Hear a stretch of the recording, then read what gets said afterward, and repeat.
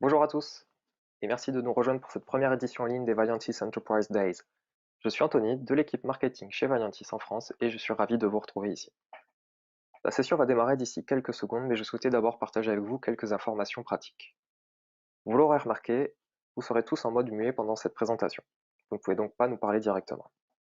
Je vous invite cependant à utiliser l'interface de messagerie pour laisser vos commentaires et vos questions puisqu'il y aura notamment une session de questions-réponses en fin de présentation. Enfin, certains d'entre vous l'auront peut-être remarqué, cette session a été préenregistrée pour éviter tout problème technique ou absence de dernière minute. Nous serons cependant bel et bien en direct à la fin pour répondre à vos questions avec les intervenants. Encore merci pour votre participation et on se retrouve à la fin de cette session.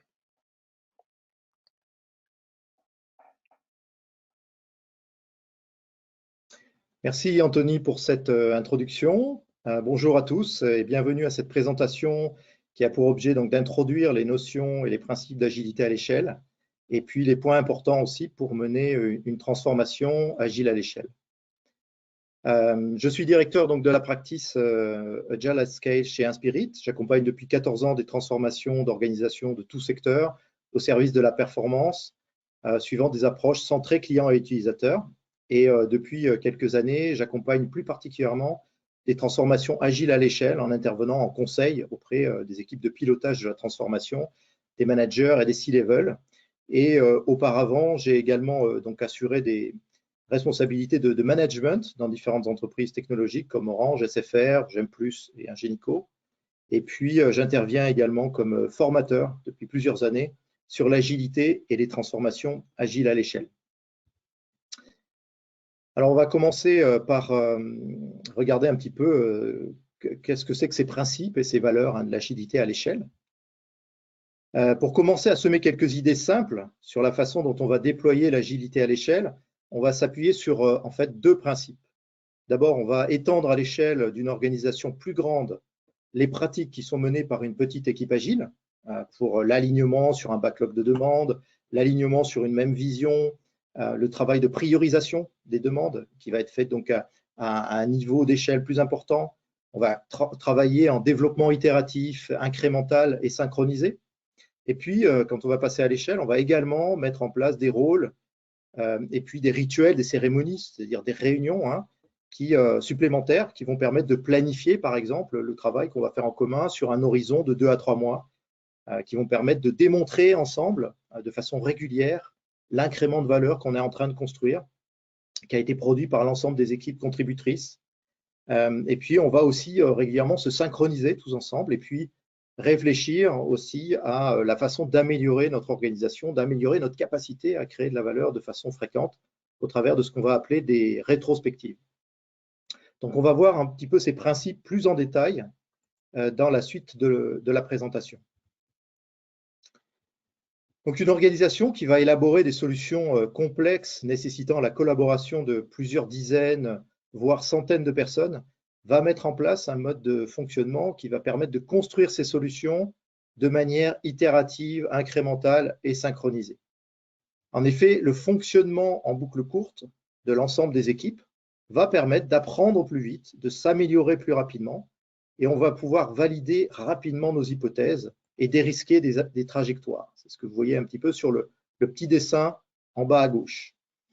Et puis, à chaque fin d'itération, l'ensemble des équipes vont pouvoir ensemble se resynchroniser et réajuster leur plan au regard de ce qu'elles auront réussi à réaliser ou pas.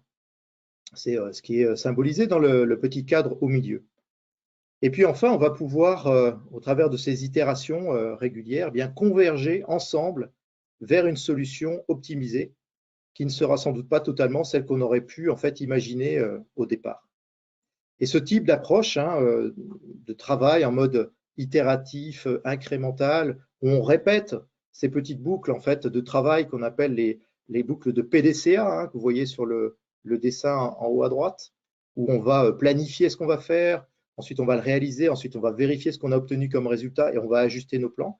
Cette façon de travailler convient parfaitement en fait aux organisations qui évoluent dans des environnements ou des écosystèmes qu'on qualifie en anglais de VUCA, c'est un acronyme, VUCA, donc des environnements qui sont très volatiles, où les besoins sont très changeants, qui sont très incertains, qui sont très complexes et dans lesquels il y a aussi beaucoup d'ambiguïté. Donc, ce mode de travail permet d'explorer la valeur par petites étapes, hein, par petits intervalles de temps, en gérant la variabilité.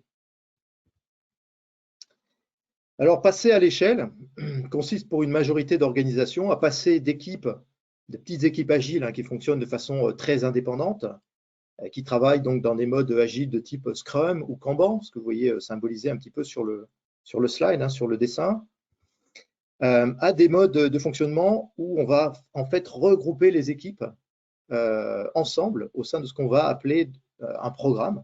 Donc, on va passer de petites équipes indépendantes à une équipe d'équipes agiles pour favoriser justement l'alignement sur les demandes les plus prioritaires et sur une vision qui va être commune de la solution qu'on est en train de construire. Ça va permettre également d'assurer une meilleure gestion des dépendances entre les équipes, d'assurer une meilleure maîtrise de la qualité et de permettre de créer plus rapidement plus de valeur pour les clients et les utilisateurs, qui est le but que l'on recherche hein, quand on met en place ce type d'organisation agile à l'échelle. Donc cet ensemble d'équipes qui doivent étroitement collaborer de façon continue pour élaborer une solution complexe ou une partie de cette solution sont regroupées dans une organisation virtuelle plus large qu'on va par exemple appeler un train de release agile ou un programme si on s'appuie sur le framework d'agilité à l'échelle SAFe, Scale Agile Framework, ou qu'on peut appeler par exemple une tribu, hein, si on s'inspire du modèle organisationnel mis en place par l'entreprise Spotify pour assurer sa croissance. Donc pour aligner et synchroniser les équipes, cet ensemble d'équipes au sein d'un même programme, on va s'appuyer d'abord sur la mise en place d'un backlog global, hein, ce que vous voyez en haut à gauche, un backlog global qui va nous permettre de gérer les différentes demandes qu'on va demander à ce programme de réaliser. On va pouvoir les prioriser au sein de ce backlog. Et puis, ce backlog commun, unique, va venir alimenter ensuite le travail qu'on va demander de réaliser à chacune des petites équipes qui sont intégrées donc, dans cet ensemble plus grand. Le deuxième élément qu'on va mettre en place, c'est un fonctionnement suivant une cadence commune. C'est-à-dire que toutes les équipes vont travailler à la même cadence, donc commencer leurs itérations, hein, les petits sprints ou itérations, qui vont avoir une durée de 2 semaines ou de 3 semaines. Donc, elles vont les commencer ensemble, elles vont les finir ensemble.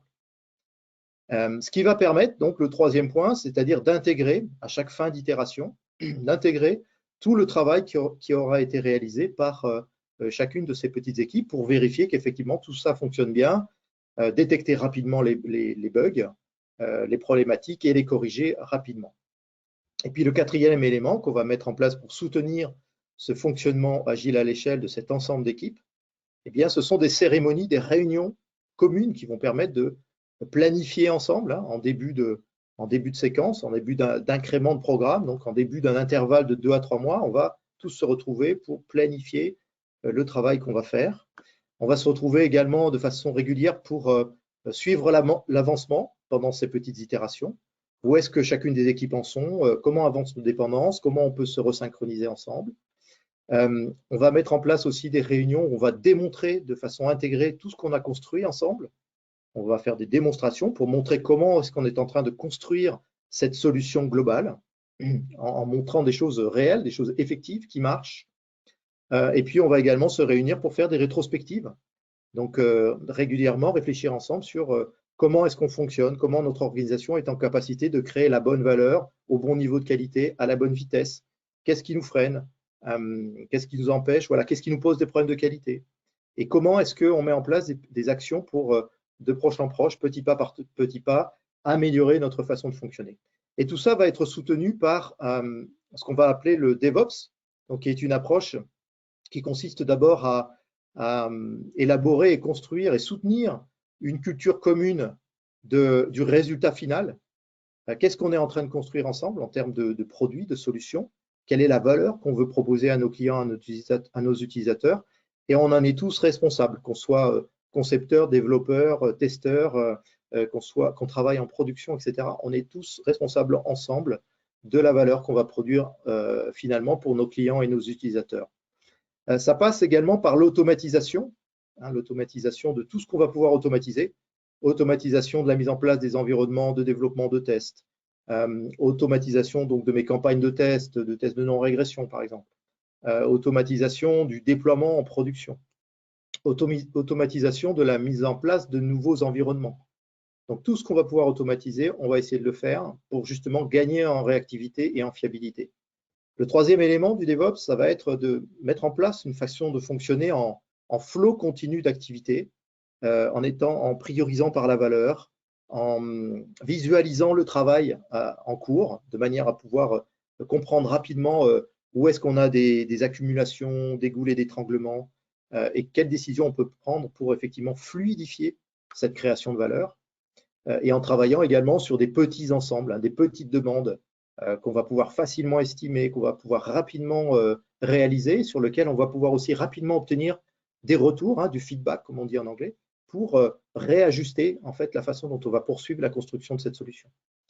Le quatrième point dans le DevOps, ça va être de mettre en place de la mesure, parce qu'on a l'habitude de dire que ce qu'on ne mesure pas, on ne peut pas l'améliorer. Donc là, on va vraiment chercher à mesurer tout ce qu'on peut mesurer. Donc mesurer notre flux de création de valeur, à quelle vitesse on va dans la réalisation des demandes. Mesurer aussi le fonctionnement de la solution qu'on est en train de réaliser.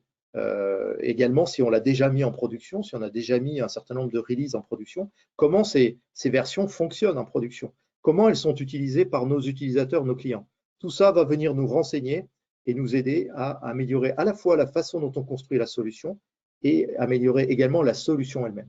Et puis le dernier élément dans le DevOps, pour aller très vite sur toutes ces notions, c'est la capacité en fait à rétablir rapidement la qualité de service. Donc, quand on va constater des problématiques, des bugs, ou des régressions, lorsqu'on va passer en production et lorsqu'on va mettre en visibilité la valeur auprès de nos utilisateurs et de nos clients, eh bien, quelle est notre capacité à corriger vite les bugs qui vont arriver, à faire des rollbacks, donc des retours dans une version intérieure.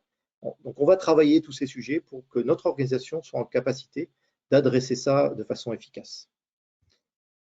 Quand on fonctionne comme ça dans des programmes agiles à l'échelle, eh bien, les petites équipes agiles qui fonctionnent de manière itérative et cadencée vont contribuer à créer l'incrément de valeur à l'échelle, constitué de la somme de tous les petits éléments de valeur créés à chaque itération.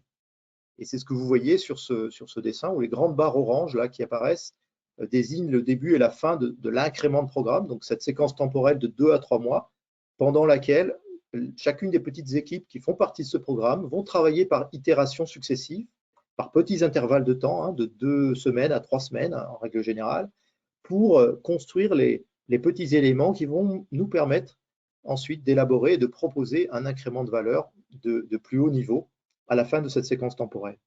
Et donc ce regroupement d'équipes au sein d'un même programme va construire la solution par incréments successifs. Vous voyez sur ce slide, on a représenté 3 incréments qui représentent des intervalles de temps, comme je disais, de 2 à 3 mois en moyenne.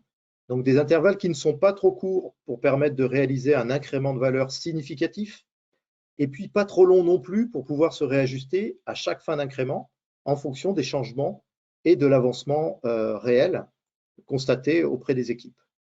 Et donc on va élaborer ce qu'on va appeler une roadmap glissante, c'est ce que représente ce slide, une roadmap glissante sur 3 ou 4 incréments qui va être maintenue à l'échelle du programme pour donner de la visibilité et puis aligner l'ensemble des parties prenantes sur ce qu'on va s'engager à faire dans l'incrément courant, c'est l'incrément qui est là complètement à gauche, et donner de la visibilité sur ce qu'on envisage de faire pour la suite. C'est les 2 incréments qui suivent. La composition des équipes au sein de ces programmes agiles à l'échelle doit être guidée par la valeur. Et on va vraiment chercher à constituer ces équipes d'équipes, qu'on va appeler des trains de release agile si on est en Safe par exemple, ou des tribus si on s'inspire de Spotify. Eh bien, on va chercher à construire ces équipes d'équipes de manière à construire les solutions le plus vite possible avec la meilleure qualité possible. C'est-à-dire qu'on va essayer de construire des regroupements de personnes qui vont être en capacité d'être très autonomes, le plus autonome possible, dans leur capacité à développer les nouvelles fonctionnalités, les nouvelles demandes sur les solutions dont ils sont responsables. Donc, on va chercher vraiment à réduire toutes les dépendances, en fait, qui sont une source de frein, on va dire, et de ralentissement important quand on travaille sur la construction de solutions complexes. Donc, pour cela, l'approche qui est préconisée, c'est de commencer par comprendre les chaînes de valeur opérationnelles. C'est ce qui apparaît en vert ici au niveau de ce slide. Et dans cette démarche, on va se poser donc les questions suivantes. D'où vient la valeur que nous créons pour nos clients, nos utilisateurs? Quelles sont les activités opérationnelles, métiers nécessaires pour créer la valeur de l'idée initiale? Ce que vous voyez ici, là, voilà, l'idée initiale, le besoin initial, jusqu'à la valeur créée effectivement pour notre organisation. Et donc, vous voyez quelques exemples ici en vert de chaînes de valeur opérationnelles. La première qu'on voit ici au centre, c'est une chaîne de valeur consistant à proposer des prêts bancaires à des clients qui souhaitent voilà, souscrire des prêts bancaires. Donc, il y a un certain nombre d'activités que la banque doit mener pour effectivement identifier le client potentiel, faire une évaluation des risques, proposer une offre de crédit, et puis ensuite, voilà, opérer le crédit, collecter les intérêts, etc., et clore à la fin donc, le crédit. Donc ça, c'est le premier élément qu'on va essayer d'analyser. Quelles sont les étapes, les activités à mener? Quelles sont les personnes qui sont chargées de ces activités pour créer cette valeur pour l'organisation? Si on est, un autre exemple, si on est dans le domaine de l'assurance, par exemple, on va avoir aussi une chaîne de valeur de gestion des sinistres, par exemple. Et donc, on va avoir un certain nombre d'activités à mener pour gérer ces sinistres. Voilà, donc on pourrait prendre d'autres exemples de chaînes de valeur opérationnelles, mais je vais m'arrêter là. L'étape suivante, ça va être d'identifier, c'est ce que vous voyez en jaune en dessous, quels sont les systèmes, les applications, les solutions technologiques qui sont utilisées par ces métiers pour réaliser ces activités sur la chaîne de valeur opérationnelle. Et puis, quelles sont les personnes dans mon organisation qui sont en charge de développer, de maintenir ces systèmes, ces solutions technologiques. Et une fois que j'ai identifié ça, je vais chercher à réfléchir sur comment je peux regrouper finalement ces personnes en fonction de leur localisation, de leurs compétences, leur expertise, de manière à créer des regroupements dans lesquels justement je vais avoir ces équipes d'équipes, ces trains, ces tribus qui vont être en capacité de développer et maintenir de façon très rapide, très efficace, avec le bon niveau de qualité, de maintenir ces systèmes qui sont absolument indispensables et nécessaires à mes chaînes de création de valeur opérationnelles. C'est vraiment ça qui va nous guider dans la façon d'élaborer et de construire ces regroupements de personnes qui vont fonctionner de façon agile à l'échelle. Et quand on utilise SAFe, dont ce slide est tiré, le framework SAFe, eh bien, on va parler ici en bleu de chaîne de valeur de développement. L'ensemble de ces équipes de développement au sens large qui vont concevoir, développer, intégrer, tester, déployer les solutions qui vont être utiles pour les métiers qui, eux, vont créer la valeur pour l'entreprise. Quand on travaille donc sur ces sujets d'agilité à l'échelle, eh bien, il y a plusieurs frameworks qui sont disponibles, qu'on peut utiliser. J'en ai mis quelques-uns sur ce slide, ce n'est pas exhaustif, mais ce sont les frameworks les plus connus, les plus utilisés. Vous avez par exemple LESS, ici en haut à droite, qui veut dire Large Scale Scrum, qui est en fait parfait pour mettre en place une agilité, on va dire, idéale, en appliquant vraiment les principes agiles et en les étendant à l'échelle, avec deux options possibles. Il y a le LESS standard qui est appliqué quand on a une organisation jusqu'à 8 équipes qui doivent travailler ensemble à l'échelle. Et puis, on a le LESS Huge quand on a plus de 8 équipes. Pour que ça marche bien, ça nécessite d'avoir déjà des équipes agiles très matures avant de passer à l'échelle, de façon à ce que ce soit bénéfique. Mais ça peut aussi être ressenti comme très destructif en fait par des très grandes entreprises qui fonctionnent encore en silo. Ça peut être, voilà, ça peut les effrayer et elles seront plus rassurées par des frameworks qui sont plus guidants, qui sont un peu plus directifs entre guillemets, comme du SAFe ou du DAD. Spotify, c'est pas vraiment un framework en fait, plutôt un retour d'expérience qui est un exemple en fait de l'organisation et des pratiques agiles à l'échelle mises en place chez l'entreprise Spotify de musique en ligne. Ce sont des exemples intéressants en fait, notamment sur la mise en place de communautés, la façon de mettre en place des communautés de pratiques, de gérer des compétences ou des domaines d'intérêt pour faciliter la communication entre des équipes auto-organisées. Mais par contre, il y a assez peu de détails disponibles sur l'organisation agile elle-même, qui est donnée par Spotify, hormis des interviews ou des conférences qui sont données notamment par Henrik Knieberg, qui a travaillé chez Spotify et a accompagné la croissance de l'organisation. Il y a également donc Nexus, qui est le framework proposé par Scrum.org. C'est un framework assez récent, en fait, qui repose très fortement sur les principes Scrum. C'est assez facile de démarrer avec ce framework-là pour coordonner quelques équipes Scrum. Il y a aussi notamment pas mal d'informations sur les pratiques d'intégration entre les équipes. Mais c'est assez récent et il y a assez peu de retours en fait, d'expérience pour l'instant. Et les possibilités de mise à l'échelle sont un peu plus limitées. Ensuite, vous avez SAFe, donc qui propose une approche holistique de l'agilité d'entreprise. Donc, pas seulement de l'agilité à l'échelle pour des équipes qui construisent des solutions, mais aussi de l'agilité plus globale pour des équipes métiers ou des équipes support, de manière à atteindre cette agilité d'entreprise plus globale qui va vraiment permettre à une entreprise de réussir, de prospérer dans l'ère du digital, dans l'ère du numérique. C'est un framework qui est très guidant, il y a beaucoup d'informations, voilà, beaucoup de choses qui sont proposées, qui est très, très descriptif. Certains pourront dire peut-être un peu trop directif, mais voilà, c'est un peu l'inconvénient de l'avantage. C'est basé sur un corpus de connaissances Lean, Agile et DevOps. C'est également un framework qui propose un portfolio de formation très riche. Et c'est aujourd'hui le framework qui est le plus utilisé, qui occupe à peu près 35% de part de marché dans les frameworks d'agilité à l'échelle utilisés par les organisations qui se sont lancées dans ce type de transformation, donc très très loin devant tous les autres frameworks. Puis enfin, vous avez donc DAD, Discipline Agile Delivery, qui a été repris maintenant par le PMI et qui repose également sur le Lean et l'agilité comme SAFe, qui décrit différentes étapes en fait, du cycle de construction d'une solution avec 4 modèles différents. Donc, il y a une certaine richesse aussi dans la façon d'aborder les problématiques de développement de produits dans des modes agiles à l'échelle. Mais c'est un peu moins guidant que SAFe et ça nécessite une plus grande maturité agile de l'organisation et du coup un peu plus d'accompagnement, ce qui explique sans doute pourquoi en fait sa part de marché est pour l'instant encore assez limitée. On va maintenant donc regarder comment est-ce qu'on conduit une transformation agile à l'échelle. Donc vous voyez sur la gauche de ce slide la roadmap en fait de transformation, d'implémentation issue de SAFe. Mais en fait, je l'ai donné à titre d'exemple, mais quel que soit en fait le framework qu'on va utiliser, que ce soit du LESS, du DAD, du Nexus, du SAFe, ou même qu'on s'inspire de Spotify.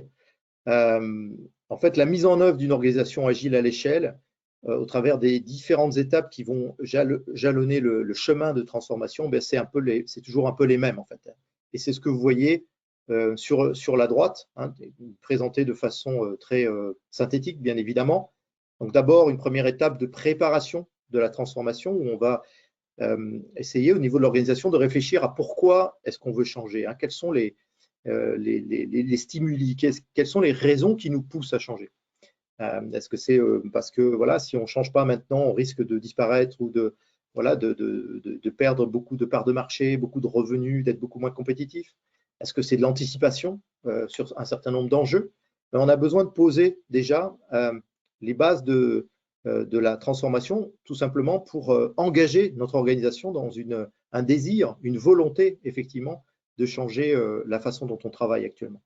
Et puis, on va chercher à créer une coalition forte en embarquant des top managers, des leaders de haut niveau dans notre organisation, parce qu'on a besoin de montrer qu'effectivement, c'est un sujet important sur lequel on va essayer de mobiliser et d'obtenir l'engagement de tout le monde. Et ça participe aussi finalement à l'accompagnement de la transformation par l'exemple. C'est en voyant qu'effectivement, on a des leaders de haut niveau dans notre organisation qui s'impliquent dans cette transformation qu'on va avoir soi-même envie de s'impliquer et d'essayer de participer.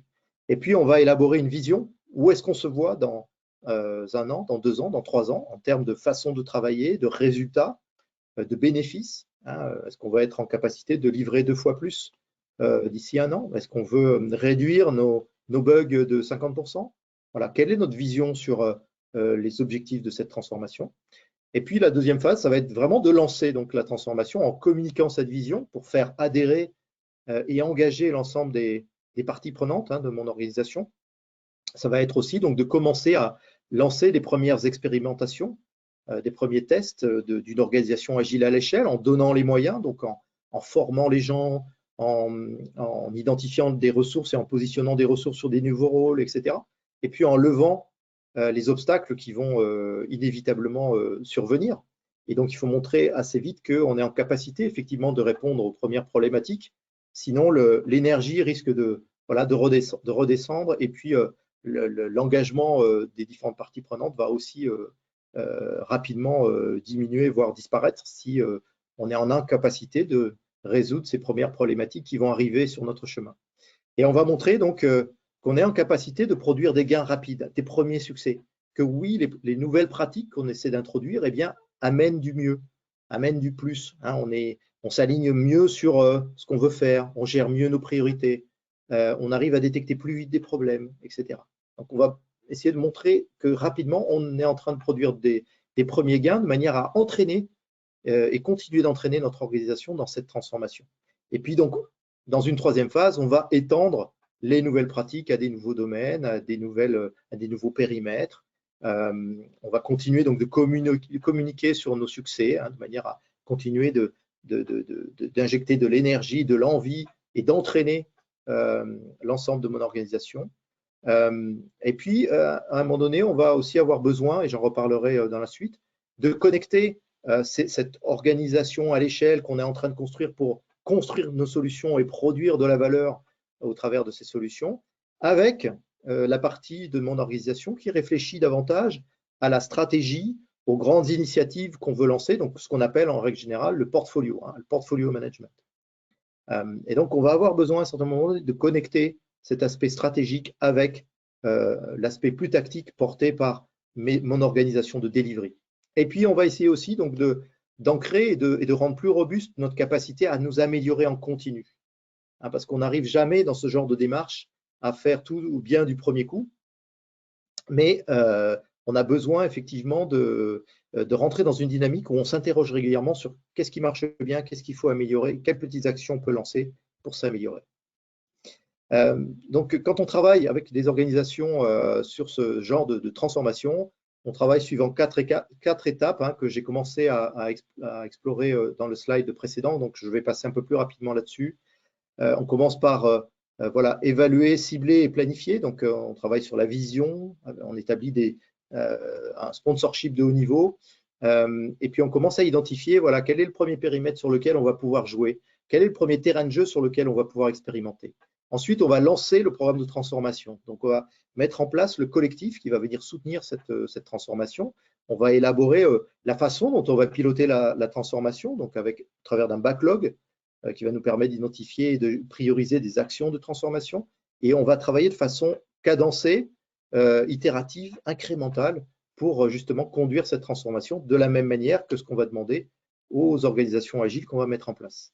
Et puis, le troisième point, c'est qu'on va lancer donc des premières expérimentations, alors au travers de trains ou de tribus, si on parle plus Spotify, par exemple, qu'on va commencer à cadrer, qu'on va préparer, puis qu'on va lancer et qu'on va accompagner sur plusieurs incréments, généralement sur 2, 3, 4 incréments, donc sur 6 à 12 mois, pour l'amener à un niveau d'autonomie suffisant où ces organisations agiles à l'échelle pourront fonctionner seules sans l'appui de coachs ou de consultants pour les aider. Et puis à un certain moment, on va avoir besoin de réfléchir à comment on peut optimiser l'articulation entre le portfolio management et puis les organisations en charge de délivrer la valeur. Et donc, on va s'intéresser à comment est-ce qu'on peut agiliser la gestion des budgets, par exemple, le financement des différents trains, des différentes tribus, etc. Comment on peut mieux identifier les grandes initiatives au niveau du portfolio, mieux les prioriser. Comment on peut demander aux trains, aux tribus qu'on a constituées de travailler en mode Lean Startup sur des nouvelles grandes initiatives qu'on gère au niveau du portfolio. Comment on peut commencer à explorer ces sujets de manière à valider des hypothèses.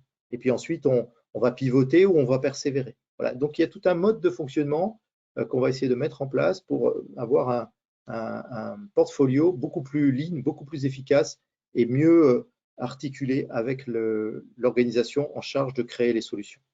Pour soutenir ce fonctionnement-là, on va mettre en place ce qu'on appelle un LAS, donc un Lean Agile Center of Excellence, qui a pour objectif de communiquer la vision du changement et l'entretenir au fil du temps, au fil de la transformation, d'élaborer donc des plans de mise en œuvre et de gestion du backlog de transformation, ce que j'évoquais tout à l'heure, de communiquer, de faire du reporting au travers d'indicateurs aussi, pour montrer comment on avance sur notre transformation, de fournir bien sûr de l'accompagnement, du coaching, des formations, et puis d'aider et de soutenir la mise en place de la dynamique d'amélioration continue que j'évoquais également tout à l'heure pour être en capacité de s'améliorer progressivement.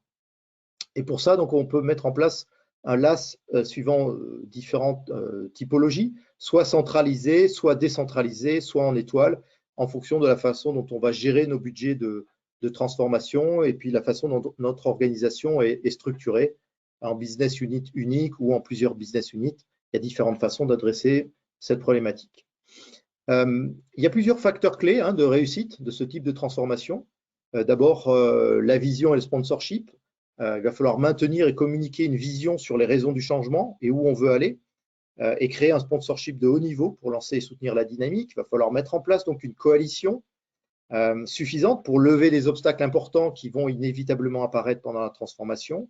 Il va falloir également donc piloter cette transformation en organisant le programme de transformation par itération et incrément, en impliquant des coachs, des consultants qui vont venir apporter une expertise, un savoir-faire dont on a besoin au départ pour lancer de façon efficace et sur les bons rails en fait la transformation. Et puis on va mettre en place aussi une gouvernance de cette transformation qui va intégrer des managers de haut niveau pour lever les obstacles sur la route. On va avoir besoin de conduire le changement aussi, c'est-à-dire d'accompagner la mise en place des pratiques, des rôles, des nouveaux rôles, et puis surtout le changement de mentalité et d'attitude, qui est le plus difficile à faire et le plus important dans ce genre de transformation-là. Sinon, on risque de se retrouver à faire de l'agilité, mais sans être vraiment agile, parce qu'on n'a pas travaillé sur ce changement de mentalité et d'attitude. Et du coup, les bénéfices qu'on va en ressortir seront beaucoup plus limités. On va également travailler sur les managers pour les aider à se repositionner dans cette nouvelle façon de travailler. Leur rôle va changer. Donc, on va accompagner les managers intermédiaires et les top managers de manière à étendre progressivement un leadership agile qui est indispensable à la réussite de la transformation. Et puis enfin, on va impliquer les métiers et les développeurs de manière à les faire collaborer de façon, on va dire, intense et continue, parce qu'une large part des bénéfices escomptés est vraiment liée à cette forte collaboration entre les métiers et les équipes de réalisation des solutions. Et puis pour terminer, on a quelques écueils classiques sur les transformations agiles à l'échelle qu'il faut essayer d'éviter. C'est considérer que le framework est seulement une méthode, ou un ensemble de processus, alors qu'une large part du changement concerne justement les mentalités et les attitudes et ce sont des éléments qui doivent être soutenus, notamment par les managers. On peut aussi avoir le problème de décorrélation des programmes agiles à l'échelle qu'on construit par rapport aux chaînes de valeur, ce que j'évoquais tout à l'heure.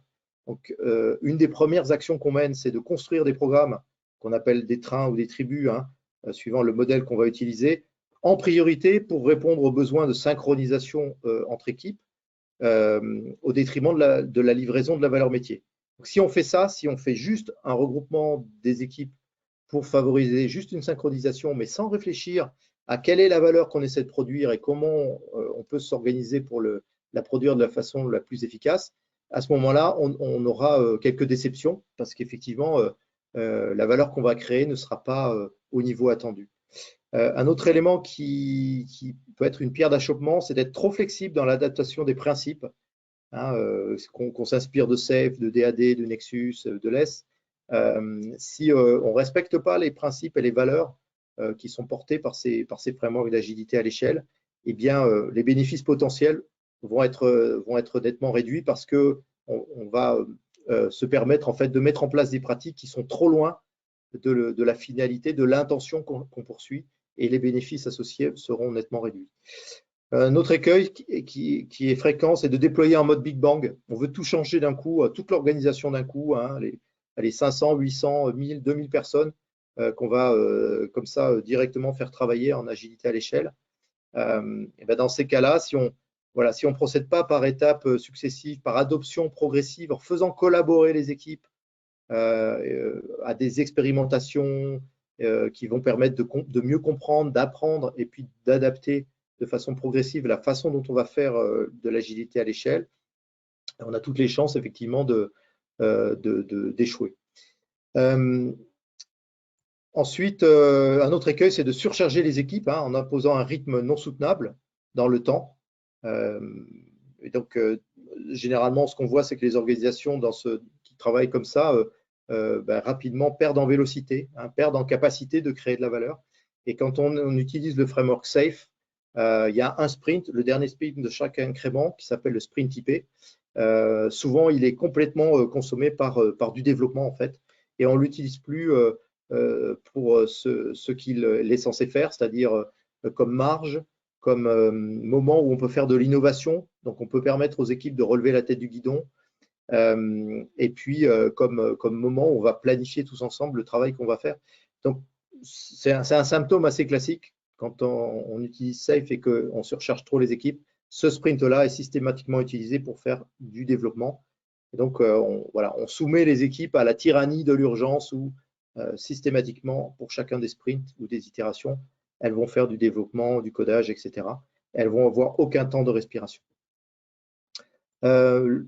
Enfin, donc le manque de vision d'architecture, c'est un point aussi qu'on sous-estime souvent dans les réflexions et dans la mise en place de l'agilité à l'échelle. Comme on travaille sur des solutions qui sont très complexes, il faut vraiment attacher de l'importance à ces réflexions d'architecture pour aligner l'ensemble des équipes sur une même compréhension de comment on va construire la solution.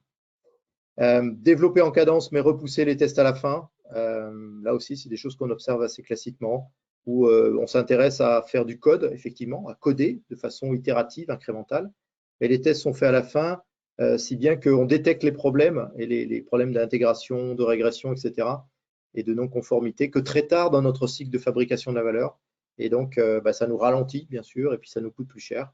Donc on va essayer, au travers justement du DevOps, de ramener ces tests le plus près possible de l'étape de codage pour très vite détecter les bugs et pouvoir les corriger rapidement. Voilà, et converger plus vite vers la solution optimale. Puis enfin, donc, on peut avoir des équipes qui sont distribuées sur différents sites. On le trouve souvent maintenant dans beaucoup d'organisations importantes qui ont des équipes réparties en France, voire à l'étranger. Et on peut tout à fait faire de l'agilité à l'échelle avec des équipes qui sont localisées sur différents sites distants. Mais dans ce cas-là, il faut vraiment se doter de moyens logistiques, de communication, d'échange, de travail très efficaces, qui passent par la mise en place bien sûr de Zoom, de Teams, etc., mais aussi d'outils de type Miro, Mural, Yobeya, des outils qui permettent de travailler ensemble, de construire ensemble des choses, de partager de la visibilité ensemble. Voilà, on arrive au terme donc de cette présentation. Je vous remercie pour votre attention et je suis disponible maintenant pour répondre à vos questions.